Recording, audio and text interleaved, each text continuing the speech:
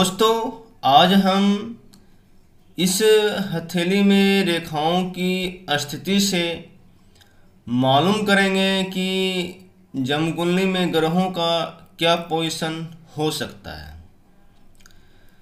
तो सबसे पहले आप देखें कि यह बिल्कुल ही एक अलग तरह की हथेली है, जिसमें कि आपको हृदय रेखा या मस्तक रेखा कुछ भी स्पष्ट रूप से आपको मालूम नहीं हो पा रहा है। एक जीवन रेखा को छोड़ करके अगर देखा जाए तो सारा आधा अधूरा है।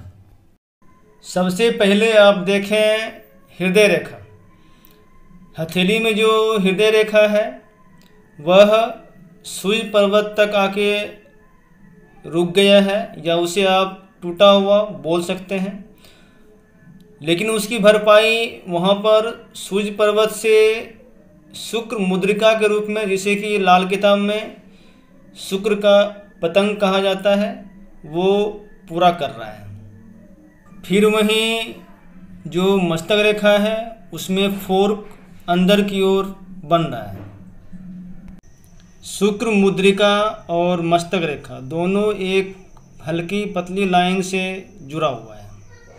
उसके ठीक ऊपर जो एक, जिसे कि आप शुक्र मुद्रिका कहते हैं, वास्तव में यहाँ पर वह हस्त रेखा में हृदय रेखा की तरह वह काम करेगा, जिसे कि लाल किताब में शुक्र का पतंग कहा जाता है। अब आप देखें सूर्य पर्वत के ठीक बीच में एक मोटा सा छोटा सा एक सूर्य रेखा आ रहा है, इसलिए इसके कुंडली में सूर्य का स्थान जम कुंडली में 5वें खाने में होगा। इसके अलावा सूर्य का पोजीशन आप उसके भाग रेखा से भी निकाल सकते हैं, इसमें कि भाग रेखा को भी अगर देखा जाए तो उसका मूवमेंट आपको सूर्य पर्वत के ठीक नीचे बिल्कुल सीध में है, लेकिन वो चंद्रमा पर्वत तक ही आके ठहर गया है। शुक्र के पतंग से एक रेखा निकल करके मस्तक रेखा को काटते हुए वह मंगल नेक पे आ रहा है, जो कि तीसरा पोजीशन है। इसलिए चंद्रमा का स्थान जमकुंडली में तीसरे खाने में होगा। बहुत ही हल्का मध्यम रेखा है। मंगल के पोजीशन निकालने के लिए सबसे पहले आप यह देखें कि हृदय रेखा और ये रेखा बुध हुआ, तो मंगल और बुध का जो कॉम्बिनेशन है वह यहाँ पे आ रहा है, क्योंकि दोनों एक ही सीध में है। और यह इसके बाद आप देखें ये मस्तक रेखा द्विफोर्क हो गया है आगे चल करके एक बिल्कुल ही सीध में। तो यह भी शो कर रहा है कि यहाँ मंगल और बुध का कॉम्बिनेशन है। इसके बाद आप देखें जो शुक्र का पतंग है वह भी द्विफोर्क हो गया है, तो वहाँ भी यह शो कर रहा है कि शुक्र और मंगल दोनों एक ही साथ में है, यानी दोनों का यहाँ पर युति आ रहा है। फिर शुक्र और बुध भी दोनों एक रेखा से मिला हुआ है, तो यह यहाँ शुक्र और बुध का भी कॉम्बिनेशन शो कर रहा है। इस तरह से अगर देखा जाए ओवरऑल तो मंगल बुध शुक्र ये तीनों का स्थान जमकुंडली में चौथे खाने में होगा। यह इसी जातक का बायां हाथ है। इसमें आप देखें इस हाथ में भी शुक्र मुद्रिका बना हुआ है, लेकिन यह हाथ दाहिने की अपेक्षा बहुत हद तक सुधरा हुआ है। इसमें आप देखें जो शुक्र का पतंग है वह बिल्कुल ही ऐसा लग रहा है कि हृदय रेखा दिल रेखा पर इसका मूवमेंट है। दिल रेखा जो कि जमकुंडली का चौथा खाना शो करता है, तो यह बिल्कुल 100% शो कर रहा है कि इस जातक की कुंडली में शुक्र का स्थान चौथे खाने में होगा, चौथे भाव में होगा। इसलिए हमेशा कन्फर्मेशन करने के लिए दोनों हाथ का तुलनात्मक अध्ययन जरूरी है। इसके बाद देखें आप, हथेली में जो बृहस्पति का जो पर्वत है वह ज़्यादा एरिया कवर कर रहा है।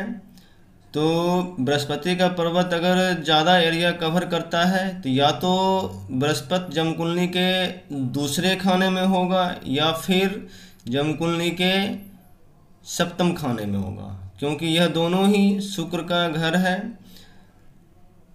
इसलिए यहाँ पर ज़्यादा चांस है कि बृहस्पति का पोजीशन 7वें स्थान में होगा, क्योंकि अगर आप भाग स्थान पर देखें तो भाग स्थान पर जो रेखा का जो मूवमेंट है वह भाग रेखा से निकल करके वह शुक्र के पर्वत की ओर जा रहा है, जो कि यहाँ ये शो कर रहा है कि बृहस्पति सप्तम भाव में ही होगा।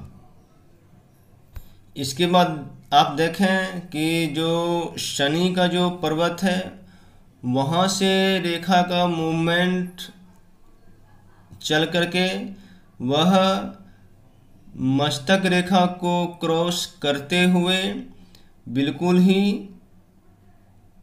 उच्च मंगल तक आ रहा है। इसलिए शनि का पोजीशन यहाँ पर 8वें खाने में शो कर रहा है। इसके बाद आप देखें, हथेली में बृहस्पति पर्वत पर जीवन रेखा से निकलता हुआ केतु का संकेत आ रहा है, जो कि अंग्रेजी का कैपिटल लेटर ई के जैसा शो कर रहा है। इसलिए केतु दूसरे खाने में होगा।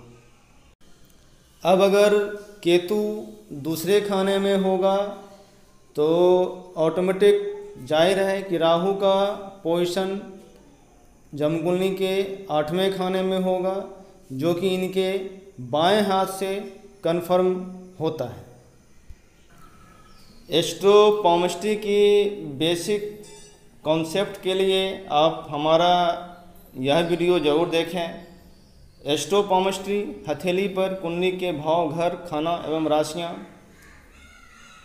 यह आपको बेसिक कॉन्सेप्ट देगा और जो भी इससे संबंधित वीडियो है उसको समझने में आसानी होगी। एस्ट्रोपॉमिस्ट्री में जितने भी वीडियो हमने डाले हैं उस सब को आप देखें, क्योंकि वो सारे की ज़रूरत आपको इसमें पड़ेगी। इस तरह से